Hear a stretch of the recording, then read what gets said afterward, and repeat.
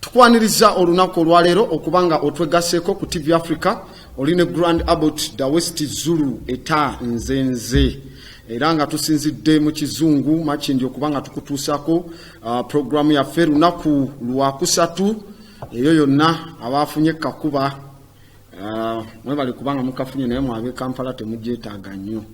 You are not agriculturists. Era bwetonya mukayana enkuba bwetonya ereta jam batasuwe je kibuga ne kiwunya sekendire bano ba makanika bani ababoda baba tebakola bona baba parkinze bebakyasinze obutasabirira nkuba ekoleki etonye kyokanga ate betolodde bali kumpi n'ennyanja kitegeeza baba bajja kubanga bafunanga akakuba. Anyway, oline Grand Abbot da West Zulu olunaku olwajjo nasetinze agenda ku topic gye twabaddeko ne tuginyonyolako ko ebadde ya shrines and infernos amasabo n'emiriro nagambye tugenda gikola paka ku Lwokutaano kati tugenda genda era mu Notre Dame sina budde bungi bwa kumala olw'okuba tuba n'essaawa emu wabula njagala tube nga tuyingira munda mu nsonga wabula nga sinayingira munda mu nsonga njagala nkutegeeza ekintu kino tugenda kusoma ku ba Freemasons nga bwe twagize naye nkugamba the law of manifestation operates like a triangle.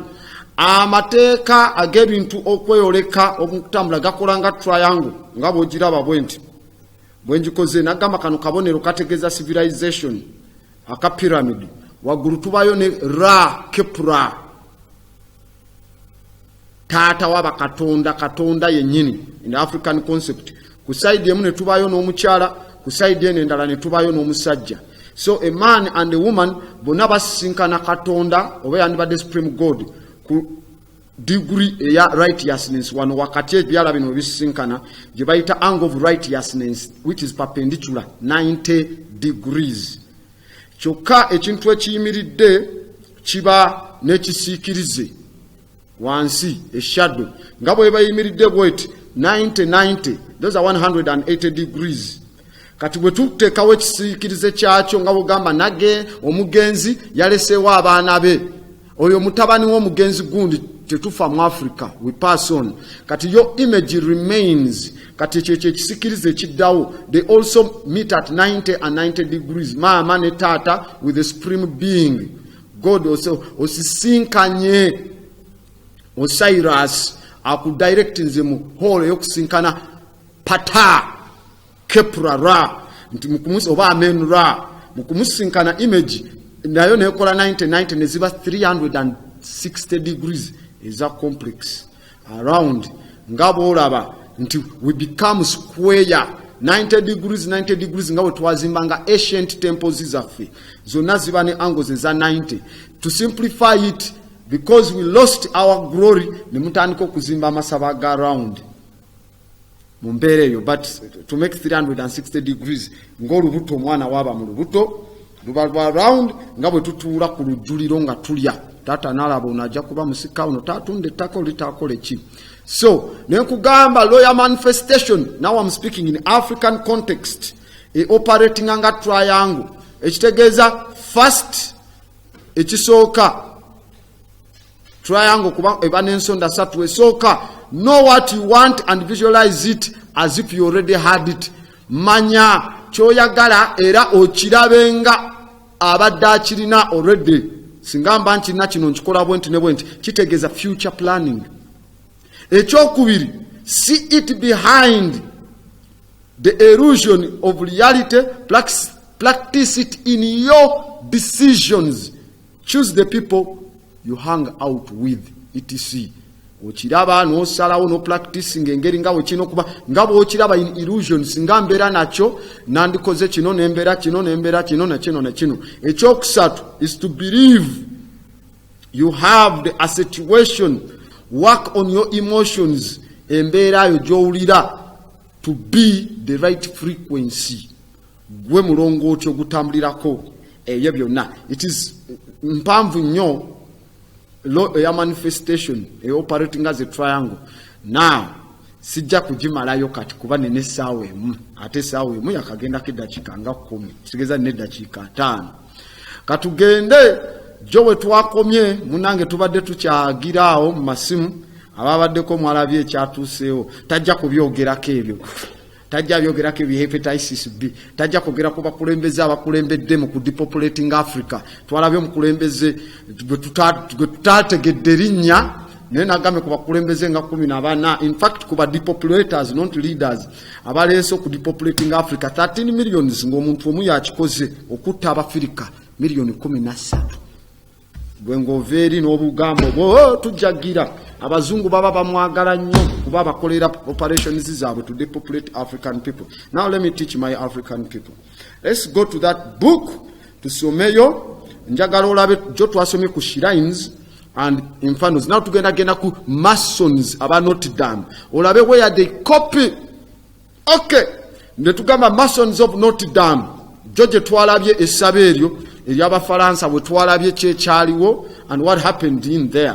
Ne tugamba ekimu ku basajja abamu abasinga okuwandika mu Bufalansa ayitibwa Victor Hugo yawandika mu katabo aka Notre Dame n'agamba mu kaseera ako at this time there exists for thoughts written in stone a privilege that may be compared with the actual freedom of the press at the present day, the freedom of architecture.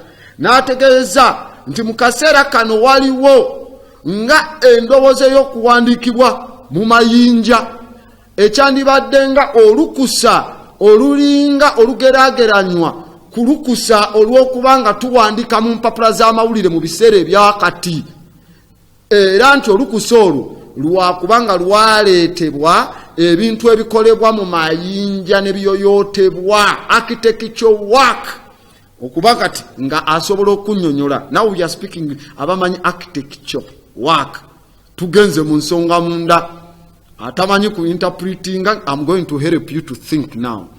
Nagamba eno license yasutulibwa okubanga etwalibwa wala nnyo era nagamba kaseera akamu ennyingira the entrance ng'oyingira Notre Dame essabo lya Notre Dame mu maaso affront ne entire church representinga obubonero symbolic meanings wholly foreign to religion nga bugwira ku ddiini katulika oba even hostile to the church ng'era bwa tabu neri mu maaso ga church naye abatabumanyi ne basiga bagita church. Put that image there tusooke tujekkeneenye. Now in the image jolaba nakusomesako gye bayita tracing board ey'aba Freemasons nga tusomamu cracking the Freemasons code twali ku part 1 ne tutunuulira pillars ezebbiri ne ngamba bazizimba mu church nga bwe zifaanana ez'aba Freemason n'eriiso liri eryaliiso ddene ne tuteekayo emunyenye ku sayidi eri nga zirina omwezi nga bwe tubiraba mu mizigiti ne tulaba ne sun omusana nga guliko rays ez'omusana kyekifaananyi kiri kye bakuba ekya Yesu mu church ng'aliko emabega musoke. Kati we tutunulira tracing board eyo bw'olaba kolomu ezo ziri mu maaso ga church eya Notre Dame nkuleetedde tracing board y'aba Freemasons ne design yaabwe gye bateeka ku entered apprentice eyakayingira mu Freemasons kye bateeka jjukira twalabye de Morey Jacques de Morey bwe bamwokyezaawo kati nesigala nga tempo yaabwe church nejeewa nnyo ne nkugamba Freemasonry in church Illuminati system Rosicrucianism ne tugiraba ne Baphomet munda bwe tulaba kolomu ezo ne kapeti nkusongedde ne nkulaga nti olaba kolomu eno efaanana eri ku side eri Notre Dame weri ewali akabonero ka TV Africa ne kolomu ziri nga bwe zifaanana. That is the actual construction. Obubonero buno oba tobumanyi nga tobyetegereza ojja kusigala ng'oli kawungutwe. So ne tusigala nga waggulu tulinawo triangle gye nkugambye operation mwetambulira etegeeza Trinity, God the Father, God the Son and God the Father, God the Son and God the Mother. Tewaliwo bya Holy Spirit, that stupidity of God and the Holy Spirit, that is stupidity of the highest order. That is homosexuality. What about God the Mother? So kolom nga bwe zitambula ezo bakwata tracing board eya William Sichwa be bamu ku basajja abakolanga architecture work oba Freemasons atambula mu mbeera eyo. Tracing board and then Notre Dame we are seeing. So let's see what is happening. Netugamba encoded in the ancient cathedral of Notre Dame ebikuumiddwa mu bukukufu mu sabo erya Notre Dame si biwandiiko byokka eby'ekibalo ebikusifu and not only mathematical secrets ez'obulamu ebibalo ebikusifu eby'obulamu ewamu n'okufa life and death naye era bubonero bwa bisumuluzo eri ebyafaayo ebikusifu eby'emyoyo n'ebitambulira mu bwakabaka obutambula ku nsikirano obwafuga Roma okuva ku biseera ebya Basiza Julius Caesar tuwulire ngombo ebya Kaisari bya Kaisari. You don't know where the stuff came from. These parajarizers, the Roman piece of family, emanyi where the ancient work Java they incorporated it in their shrines. Chofola batutandise gamba it is foreign to the region, foreign to Catholicism. Where the Protestants, where the Adventists, where the Mohammedism or Islam, you know where they break off from the first concept of vacancy and Nicaea 325 AD. So, biwandi kobirina obukusifu mukasera Roma we yafugira mu biseera by'abasiza ne bagamba the motto eya Paris ekibuga ekya Paris mu France ekibuga kyabwe motto yabwe gamba only Paris is worth for Rome, only Rome is worth for Paris. Have you questioned yourself lwaki France erimu abaddugavu bangi? Wali okyebuziza. Question yourself lwaki abakatuliki abasinga bonna baddugavu? Abakatuliki abasinga baddugavu. Go to South America. Black people abaliyo, all of them Catholic them. Come in Africa, all of them Catholic them. Bebasingo kuba baddugavu because work was stolen from them. Kati nebaje wandi come they came and paralyzed and dropped it on their mindsets. Nebagama only Paris is worth of Rome. Walaba wano ku World Cup timu ya France yalimu abazungu bameka. Mwalimu Pavard mu namba 2 nga mulimu Igor Rores mu golo nga mulimu Giroud kumwenda then Antonio Guzman. Only 4 abasigadde ba umutiti linya lya balongo gende na Arua ulabe Arua ibodalinga ne Congo. These are Congolese taken. Ba umutiti Bangolo Kante Batoliso Bambape Mbappe alimo musaya Algeria ne Cameroon the team 2 black people bebasingo kuba abakatuliki ate abakatuliki edini osingo kuba n'abantu. So now you know who has been fooled for all that period of time. Your motto only Paris is worth of Rome, only Rome is worth of Paris. Then bwetugenda nebagamba after all Thomas Paine yawandiika mu kitabo ekitibwa The Origins of Freemasonry n'agamba it is always understood that the Freemasons have a secret which they carefully conceal. Kitegeezebwa nti ba Freemason balina akabonero oba ekikusiko ekyama kye bakuuma mu nkukutu. Okay, let's scroll and we see Notre Dame. Scroll up, we go on. Notre Dame is simply a Masonic masterpiece. Mu biseera byaffe ebya bulijjo. Hold there. Notre Dame masterpiece bintu ebyakolebwa ebya ba Masonary ba Freemasons mu biseera eby'emirembe gino oba mu gigi gino. Ekwasaganya ali mu kuwandika Thomas Pike oba Thomas Paine agamba Notre Dame is simply a Masonic masterpiece of our modern age that holds the dead bones of power of the past and the future to come. Ba Freemason bali mu kuwandika mu bitabo byabo nga bagamba Notre Dame ye masterpiece eyebiseera by'omu gigi guno ekwasaganya amagumba g'abafu ag'obuyinza ebyemabega n'ebiseera ebijja. ne bagamba Victor Hugo mu biseera ebyaddako yasitatinga mu kitabo kye n'agamba nti each race in passing writes its line upon the book. Buli lulyo olubeerawo ne luyitawo luwandiika ennyiriri zaalwo oba emisittale gyalwo olulyo olwo mu bitabo. Statement eyo oyinza obutagitegeera bwe buzibu. Tuli mu program ya perception. What is your perception on that program? Each race in passing writes its line upon the book.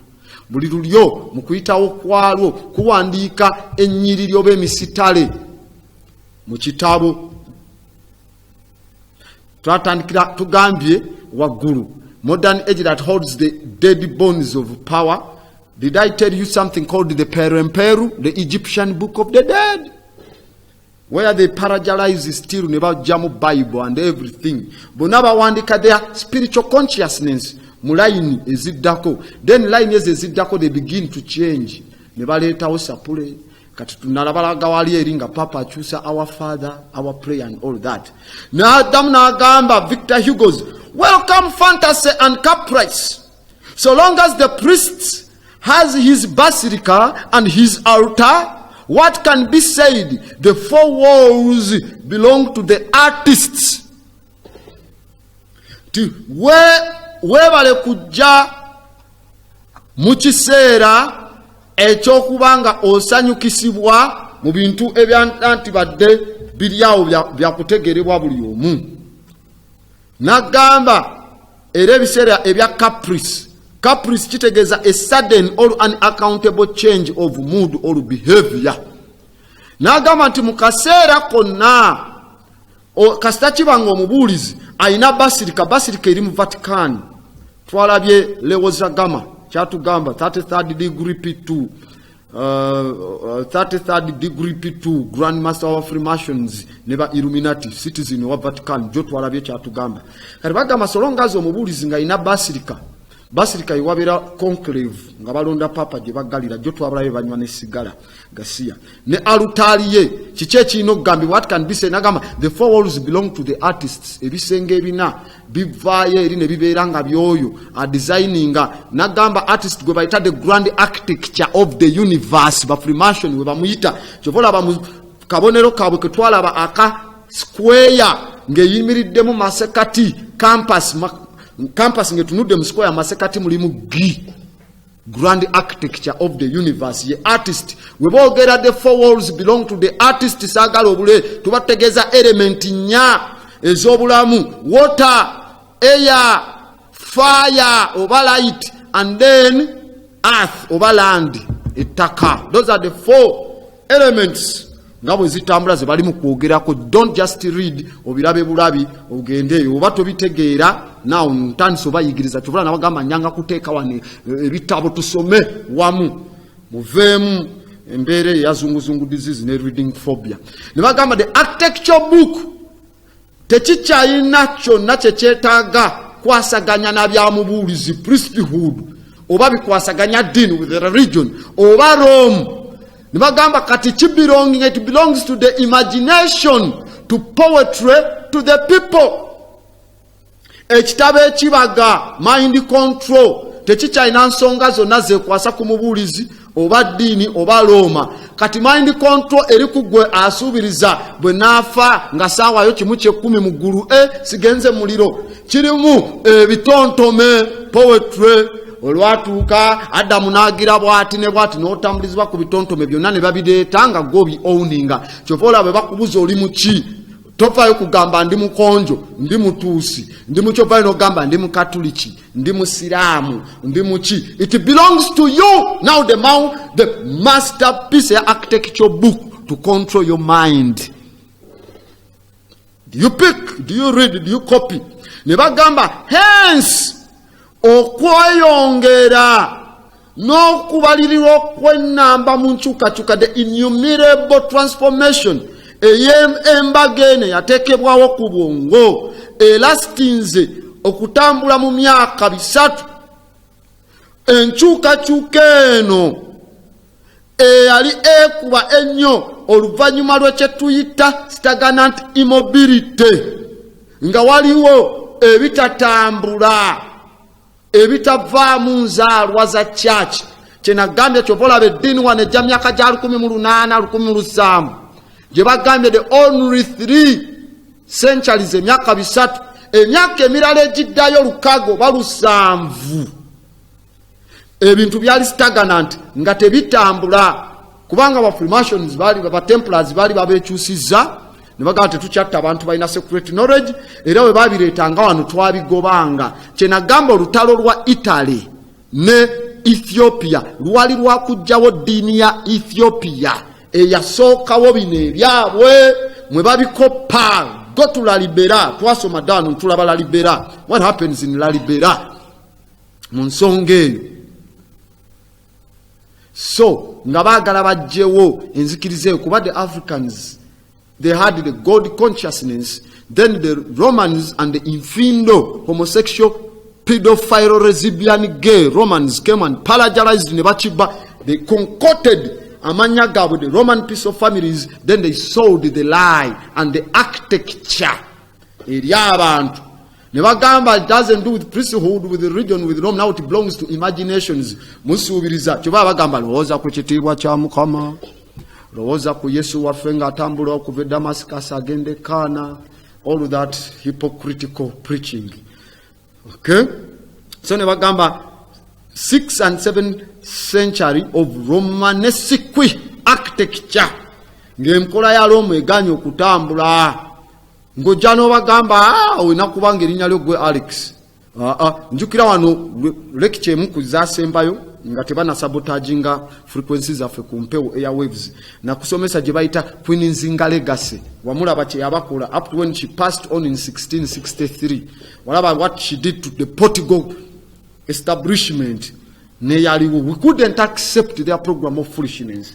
Paka we bamala oteekawo obuddu ne batwala bali conscious ne balekawo bali feeble minded ate ne bazaala abaana mutuva. That's why you are not in touch with the reality. Hugo are concluding what mu kitabo kye Freemason about programming the church nagamba at meanwhile matches at giant paces. Ebibumbe bino ne ebisiige bitambula ku pace ez'amaanyi ennyo. Kyovola babakuteeramu ekifaananyi kya Yesu Kristu mu kyaki nga muzungu ne mutandika obuteera abamu maanyi nga mulaba Katonda mweru because they colonized the image of God. Kyebagambye at meanwhile marches at giant paces. Woba tomanyi kusoma na tulirate to reality tusobola tegeera statement ngeeyo. Now kati njikutegeezezza obonero bwa Bikira Maria n'obulala. How did they colonize them? Tujjabiraba ne bagamba the genius and originality of the people does the work that the bishops has done. Obumanyirivu n'ensibuko z'abantu bikola emirimo ba bishop bye bakoze. Batanso bagamba muva mu ntumbwe za Adamu ne Eva, omukazi yaleeta ekikolimo ku nsi tukyesawe mother goddess. We babigobawo kyokka ate bo ne bakugamba Bikira Maria omutuukirivu otusabire ffe aboonoonyi. Naye eno ne bagamba omukazi yaleeta ekikolimo.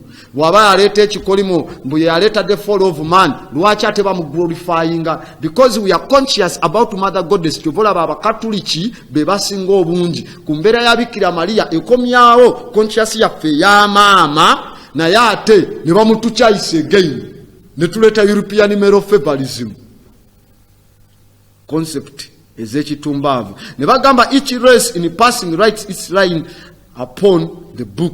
Buli lunyiriri oluyita nagamba the Ephesus the old Romance hieroglyphics upon the front pieces of the cathedral, the more thoroughly perhaps that dogma itself can still be seen piercing through the new symbolism that has overthrown it.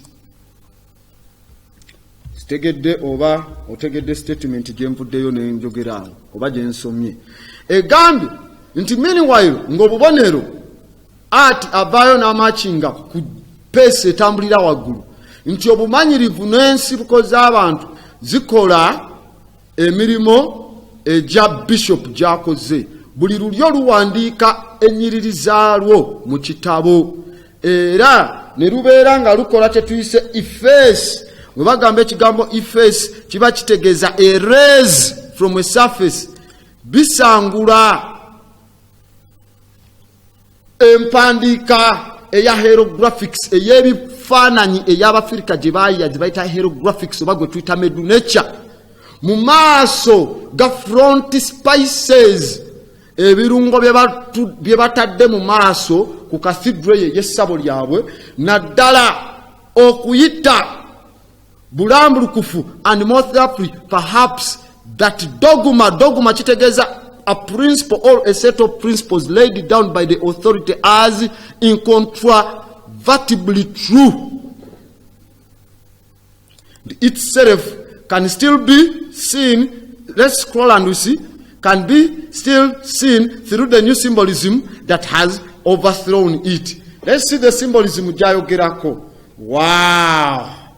Bring that image of the Black Madonna. Ku church ya Notre Dame, ku sabo lya Notre Dame, babadde basaba maama omuddugavu. Bikira Maria omuddugavu. Ne Yesu omuddugavu. Kungule eziriko zaabu ne feeza. Nga mu Roma tebalinayo wadde ekirombe kya zaabu ne feeza, engule ezo baba bagenda zijjawa. Ng'omukyala akutte gye tuyita scepter, instrument of power, mukono gwa ddyo. Nga n'omwana ataddeyo engalo ebbiri. Engalo ezebbiri babagamba zitegeeza victory, naye wozitunuulira sayini eya V etegeeza n'abaana ya maama nga webeeyimiridde okuva wansi. Kyova olaba abakyala we bambala obuwale buno obubakwatawa obubanyiga obwo bw'ekitumbaavu obubooleka nga abali obwereere bwe bayita legging.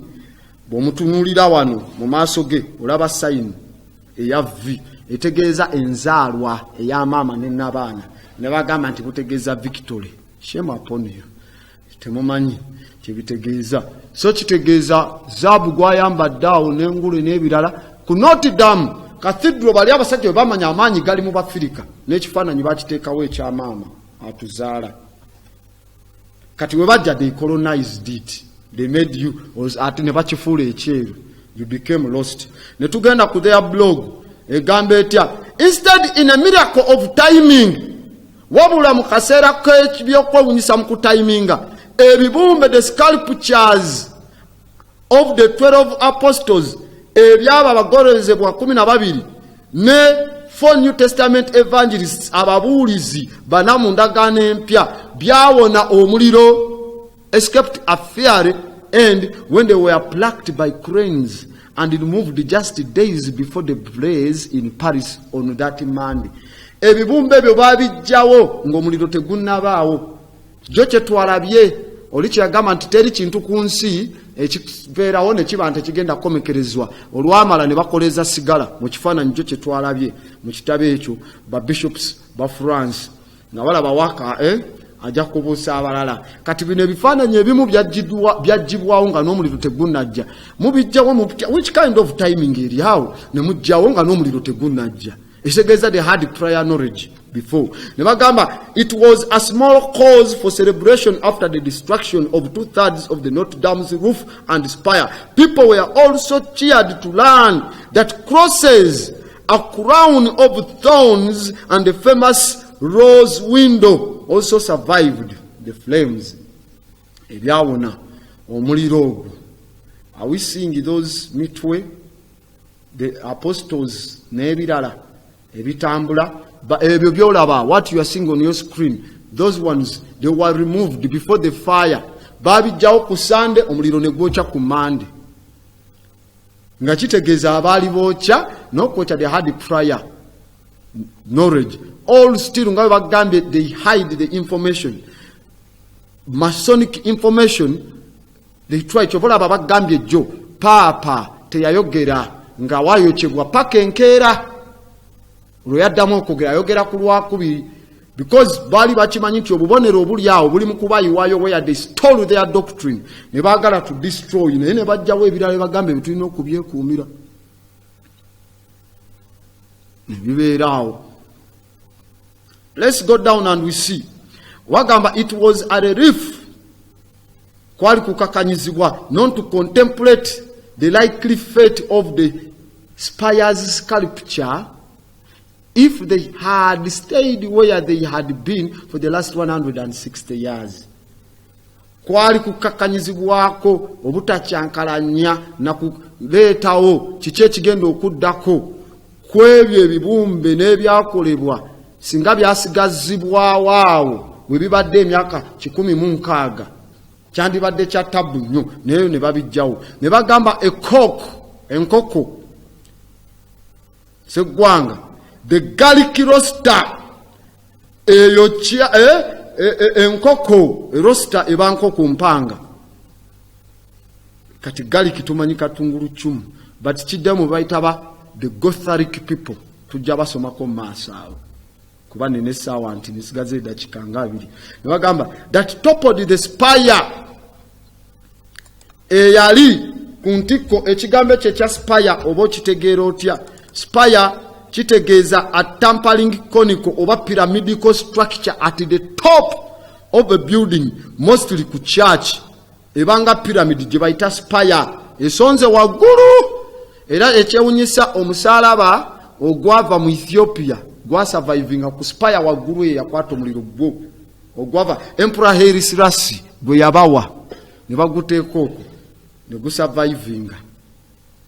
So spire ke kaberi waggulu eri at the top to spire kuntiko waggulu gye bayita the unofficial national symbol of France kali unofficial sika mu mateeka naye nga kabonero ka France kasangibwa mu bigudde wansi ebyali bina significant damage as France is falling down. Kingdom shitwala bi revolution waje ziva and how France yakozesebwa to manipulate the whole of Africa. Gwange lisingamu ebyobugaga with the help of the Belgium ne walala here. Era mu nnimi engwira Africa olulimi lubasinga okwogera Luwarabu naye Luwarabu lwayibwa mu Mali lwayibwa mu Africa. Then muzine ziri foreign French yaddako kumpi okusinga ate oluzungu ekyo bobadde okimanyi. So manipulation by these people. Nebagamba, let be said in stone that Notre Dame is an important monument of both the creator and the destroyer, which has been built and burned down many times, always for the restoration. Kachigambibwe Notre Dame ekifo kiringa ekitafa in an immortal monument. Masekati gaba kitonda n'abakyonoona ekizimbiddwa nekyokyebwa emirundi egisinga wabula nekikomezebwangawo mu bubonero obw'enjawulo. Ne bagamba built in the city of some of Europe's first mansions nga kizimbiddwa mu kibuga mu bamissionary abasooka ba Freemasons mu Bulaaya. Paris gye bayise Paris of Isis eyabawa erinnya erya Paris era ekimanyikiddwa nga global birthplace eya revolution eza French revolution. Isis tumumanyi is the goddess of love, ye mukazi wa Nut mu book of coming forth by night and day mistakenly called the book of the dead, like the Bible is the book of the dead and the Quran is the book of kitabo ky'abafu mu bulira yalimu nga bwe bawandikamu nga existing. Most of them even they are allegory wakayima ne wango. Anyway, we have a revolution. Let's scroll down and we see images is a revolution. Is a church on that shrine. Yes! Bring those images, brother. That is one of them. Abantunga begugunga. Hold there. Abantu ebava mu human nature. They turn into wolves, male and female. Becha chanka ne baba from human nature to animal nature. Ngawe twalaba kiri ekifaananyi kya Horemuhebu mu Egypt ekirina omutwe gw'omukyala wansi nga waliyo empologoma. Kasita omunyiiza n'omujja mu human nature agenda najjayo his animal nature because we belong to the kingdom of Animalia. Now that is the symbology of that image ekya revolution ekiri awo ku church bwekyobadde tomanyi.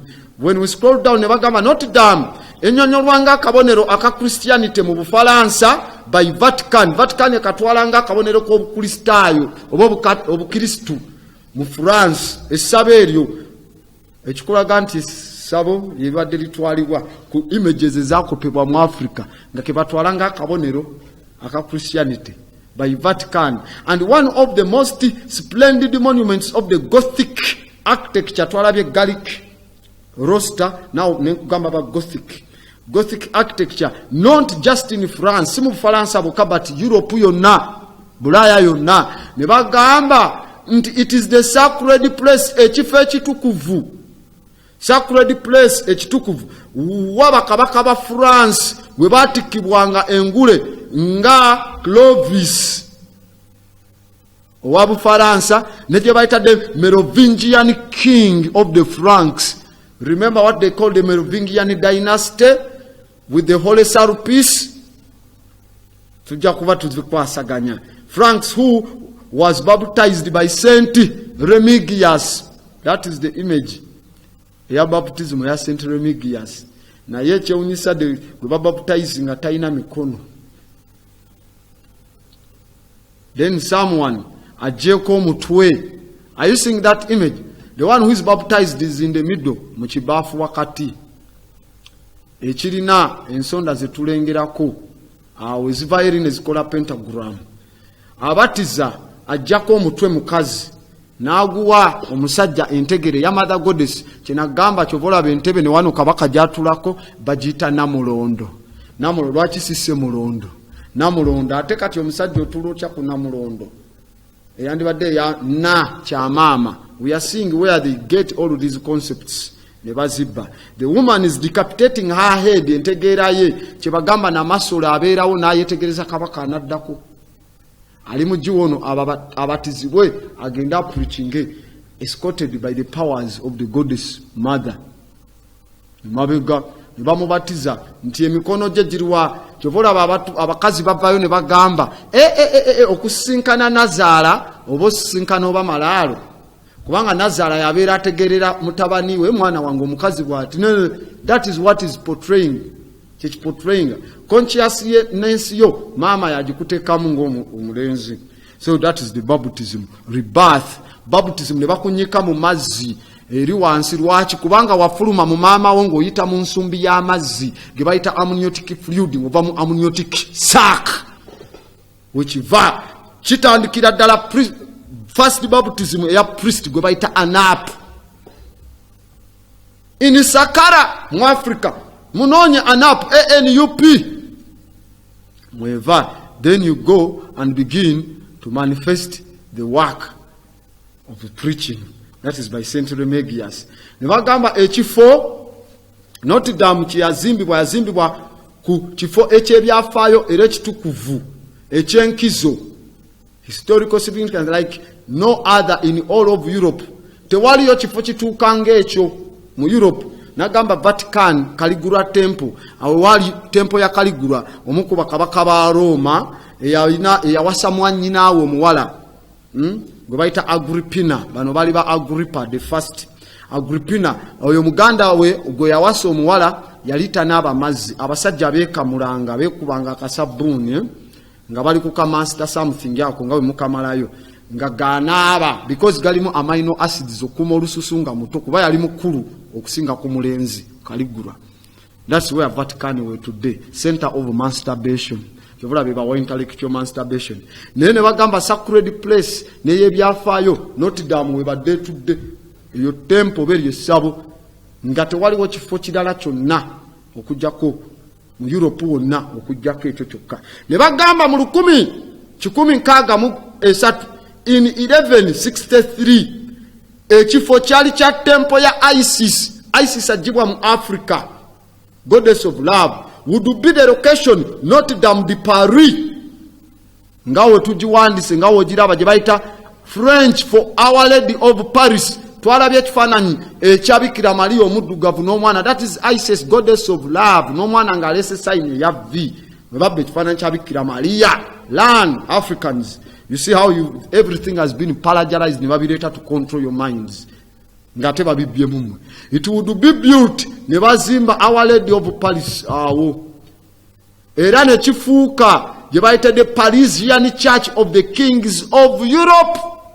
Bonna okwagala obutukuvu n'ebirala balina kujjaawo ne babowinga mu maaso ga ISIS, the goddess, African goddess of love, okwagala maama kazaala nga tebanakikyusa penti kubeereta ekyo ky'olina ekya pink, something that is pink with blue eyes, that albino mutant maggot structure gye mwine ya Bikira Maria, that concept that is foolish in a white character.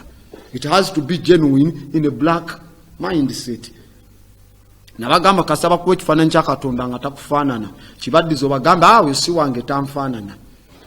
Bakuwa ekifaanana kalayo bw'omanya kubanga ffe twasooka ku nsi eno. The albino mutants can't define reality. Erife. Ne bagamba it was built on the same site of an older church and Roman basilica eyayokyebwa mu 1211. Okay? We scroll down, the original statue of Isis was preserved in the Abbey of Saint Germain. Paka mu mwaka gwa 1514 up to the year 1514 when the Archbishop Waitwa Maxes had it destroyed. Nagamba ne debe bifaananyi ebyo bya mwoyo omutukuvu n'omwana okubanga bya kiddugavu byonoonebwe ne mu Notre Dame mubadde nga mulimu ebiremu. Ne bagamba olw'omukisa omubi, unfortunately mu mwezi ogwo guyiseewo omuliro guzzeemu ne go envelopinga ebifaananyi the iconic Masonic masterpieces. Let's scroll down. Let's scroll down as we see what happens in there. That's the fire. Now the other one, akakali wagulu on top of that pyramidical structure. In fact, zifaanagana nga bazimba mu Timbuktu ku Sankole. Eri wagulu Haile Selassie gye yabawa. Eyo gy'olaba nga obunyonyi obutunudde. Like on top of a pyramid. Nga bagezaako okuzimba amasiro, nga we bagezaako okuzimba shrines nga we zandibadde waggulu. That is the spare eyali awo. So ne bagamba nti nga bw'ogiraba awo masterpiece yali etandise okwokyebwa. So we go down and we say, ne bagamba nti one of the several fires that had stricken the cathedral over the last emyaka 10. Ne bagamba obuwumbi akagenda mu kamu akadoola mu donation zamaze dde okuyiwabo okwetoloola ensi okuddamu okuzimba Masonic Freemason masterpiece eno okuzimbibwa. Ezo zonna ne bazijja ku ndobolo ne bazijjawa. Kyaki yaffe yayidde abakatuli kimuweeyo tuzimbe. Kyaki yaffe yayidde mu Bufalansa. Esabo ly'aba Freemasons ne ba Knights Templar, they don't tell you those things. Naye bazibasoloozezzaako nti mu constructing wonna okwetoloola. Naye mu masabo mwagaano mu masiro mwagaano baawo. Ne bagamba structure engineers, ba stained glass experts, ne ba operative Freemasons, omuli be bayita modern stone masons okwetoloola ensi. Baategeeza nti bagenda kubanga baheadinga mu Paris okuyamba okuzimba mu kuteekawo kye tutadde restoration ya Notre Dame mu week eziddako. Ne bagamba the Masonic tradition continues. President wa Bufalansa Macron yakulembera mu kusaba okuzimba era n'agenda ku TV y'eggwanga n'ayita banne fellow Parisians abava mu ISIS. N'abagamba, I'm telling you this tonight with force, we are a people of builders. Tuli bantu bazimbi, we are Freemasons, we are Masons. N'abagamba oluvannyuma lw'okuwulira ebigambo bya Macron, we are a people of builders speech. You might find some interesting Masonic synchronicity here. Ebigambo ebitambula mu line yemu, they are synchronized. They are in a synchronicity. Wano. Ne bagamba the English name Freemason kigambo bakicorrupting ekya French ekiva mu Frères Maconis. Oli by the way the president bamita Macron kati natandise okutegeera ensonga bwe ziva. Frères Maconis ekitegeeza brother Masons. Ne tugamba mu similar translations of the Frères Maconis in English biri bitya. Frères mbikuteredde waawo noun bros kitegeeza brother, my bro. Frères noun brother, Ferreri now ni brother oba Ferroman oba soul brother oba brethren. Macon kitegeeza the bricklayer oba mason oba brickie akuba bloka oba omuzimbi aziteekawo azekenenya omuva masonary. Netugamba if we are to look back at the early Masonic documents of Freemasonry in Europe, France, tujja kusanga nti ekigambo Makoni oba Mensa oba Macaon kikozesebwa naddala okugenda mwaka ogwa 1212 1412 Mason nga it begins to be often used. Let's scroll and we see. Nechigamba in the manual, let's scroll my brother, in the manual of Gothic architecture omuwandiisi ayitibwa Frederick Apthropy Paraye awandiika mu Masonic history mu kitabo kyagamba atya agamba William of Sens is the first known master mason whose work are extant. William Sen yasingibwa okumanyikibwa mu ba Freemasons omulimo gye egisukulumizibwa buziba. N'agamba the Masons were not incorporated in England till the 19th century, till the 13th century. Bali tebayingiziddwa mu England paka mu myaka gya 1200. Yet there is at least as much uniformity of detail observance in Norman and as before observed even in the Saxon style. Waliwo ebiringa bitali uniform naye nga biri mu details mu bantu aba Norman, the Norman people. Then we bring in the Vikings and other people in there. N'entambula ey'ekizungu ya Saxon. Let's scroll, brother. Saxon style. An oath of secrecy is said to have been tendered to all novitiates. Nti waliwo okulayira okuliwo okwenkukutu okwalina okubanga kugambibwa mu bayitibwa ba novitiates. Now a novitiate, we mean a period or state of being a novice, especially mu ddiini oba mu nzikiriza. So bagamba ekigambo novice kitegeeza omuntu omupya atalina experience mu field oba mu situation oba mbeera yonna etandikibwawo. Ne bagamba they appear to have been convened and held secret meetings at certain times ne mu bifo ebyenjawulo. Ne bagamba erinnya Freemason kigambo kiva mu Freres Macrons oba ekitegeeza fraternity ekibiina. Let's scroll down and we see the images ekiraga the fraternity there. Now that is in France. Negwe church ebaddeko ebintu webitiru teribasabo kali erikolengera kaisemu gye bayitadde Eiffel Tower representinga eri gye twala gye bayita Cleopatra's Needle oba eyitibwa the obelisk taken eyo nabibadde ku Notre Dame. Those are some of the sculptures ezina obubonero obwenjawulo.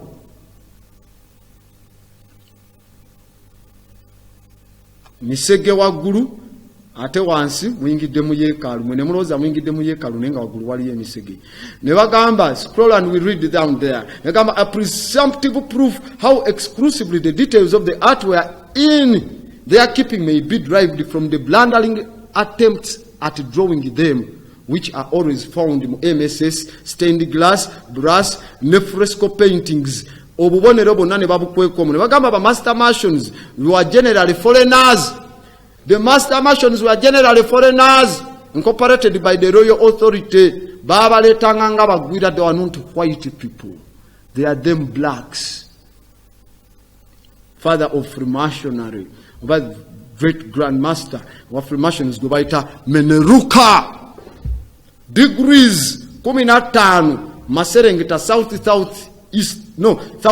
west ngovudde mu Giza Plateau. Anyway togenda ngayo nawe mbinyonyolo nzo bitabitegera, but ndi mukutegeeza Meneruka osobola ofuna akatambi kano n'okola homework awo n'oddamu ku bye tuyisemu. Naga when a large building was contemplated, the Masons removed in great numbers to the spot. Hence they have been well described as a kind of a nomad race. Balunzi abatambula abali abalunzi bava wano ne wali. Now there we get what we call the Hamites, ne Nairo Hamites abalunzi. N'abakalamoja bonna mu batambuliro, great workers abali omu. Not many people are aware that Notre Dame has many hidden Masonic secrets and mathematical formulas that were encoded in the cathedral with the help and direction of the Catholic monks who had worked hand and right hand with these Masons. Abasinga temumanyi bubonero bukusufu bwa kibalo obwakwekebwa mu kyaki eyo nga buyina ebiragiro okuva abamonko abakatuliki ewamu nga bakoleganye ne bamasons bano abalunzi abatambuze abajja. Scroll and we see ne bagamba modern Freemason Masonic code breaker author itibwa Richard Casero yavayo n'alaga facts mu website ye nga quotinga Victor Hugo mu kitibwa The Hunchback of Notre Dame. N'agamba atya from the remotest antiquity okuva mu bintu ebitalabikira ebyewala eyo mu kyalo ebyedda the human race olulyo abantu has employed architecture as its chief means of writing. Baleetanga ebibumbe nga akabonero kaabwe ak'okunaladde ak'okuwandiika yempandike ya Africa yasooka ze tuyita hieroglyphics. Ne bagamba sometimes an entrance, a front, or even the entire church presents a symbolic meaning wholly foreign to religion or even hostile to the church. Only the initiated can decipher these mysterious books. Abasigadde temusobola kubimanya. Okay? The studio line is open. Let's just scroll at we are not going to finish this book. Let's get like 3 to 4 calls so that we can end. You just scroll, they can see those images. The book was going down. Those are some of the images we were preserving before it is being burnt. Scroll down and we see all of that work. Tujja kumukolencha imaging abazijjawo before fire. Look at those images ku chart. Scroll down again, we see. All of those ones. Down, more of the images are down there. Scroll down, my brothers. Give us the studio line. Studio line eri open. Ojja kubanga okuba asobodde okubanga okuba abaddeko ku TV tuwunzike 3-4 calls, then we end the show. So those are the book, those are the images. Squirrel zirioko zonna n'ebirala. So give us the studio line as we wind up. We shall add on that script tomorrow. 0753 193260 0753193260 nga tulinda maaso ku lutimbe kubaka bukaja ali awo minga namazedde omulaba ali mu kujja awo bunaba onakuba esimu studio line eri open ku 0753193260.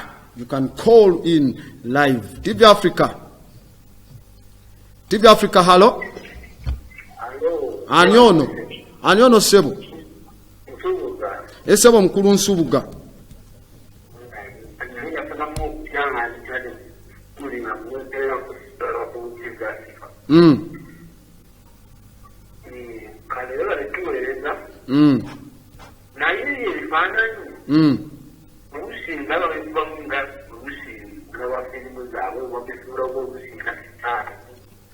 Anti images shape awaliyo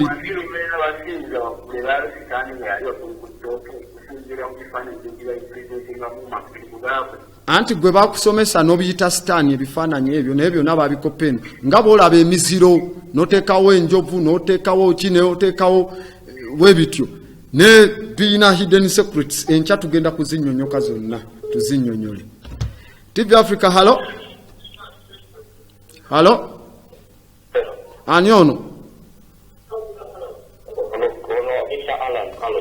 Ani? Ono Carlos de Jaco. Carlos de Jaco erinnya lye ery'ekiddugavu ssebo.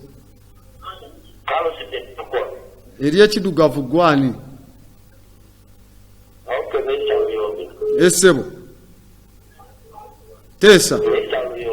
Essebo. Essebo mukulu Luyombya yo Tesa.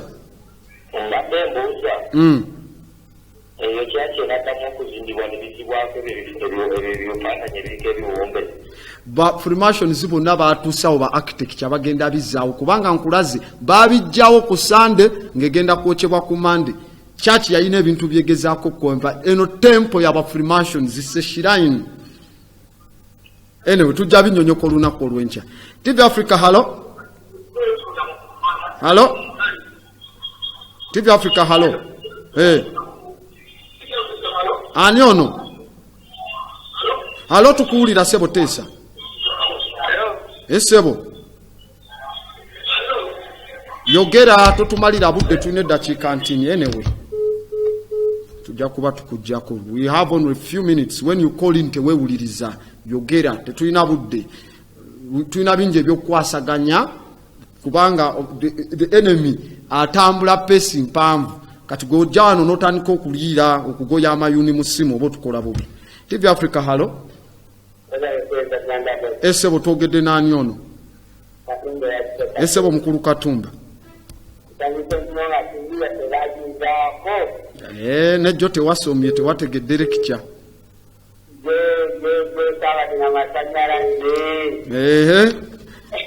Kati awe kati eno topic erabike kulese kuba jjo tewatandise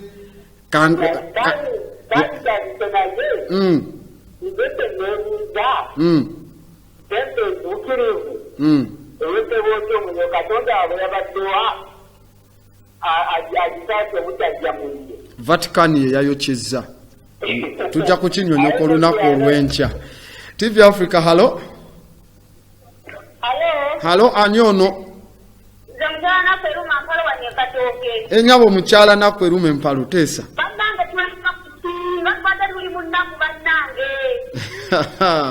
Kasita tukomyewo. Enyabo. Buli omu alina okwemanya self awareness and self esteem. Aha.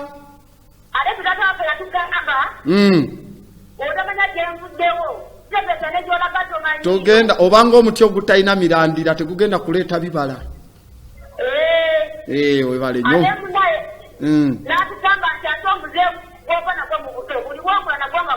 Gukula.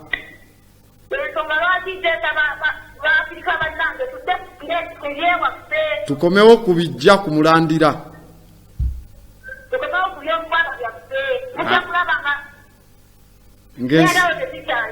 Ashe, webale kuteesa, ate bamama webateesa. Bamama webateesa nsanyukira ddala nnyo okamala. Tujja kufunayo abutufunye bameka, Dex tufunye bameka nga bana batano. Katufuneyo abasembayo, then Maso ku Lutimbe show eri mu kujja. Kabuka is warming up for Maso ku Lutimbe. Ba actor aba movie. Ndoza nesimu munansonyiwa tugenda kuba tuzijjako saawa eno. Show yaffe ejja kuba ekomyawo. Tujja komawo olunaku olw'enkya. Then dropping gnosis oba more knowledge about our consciousness and how everything has been paralyzed, stolen, duplicated, then ne bakikomyawo with packaged lies. To lie the conscious people of the universe. For the greatest good of Africa, olw'obulungi lwa Africa, Ali Kiblan, Tameri, Africa, y'Abafirika, si y'Abazungu. Ashe. Wherever you go,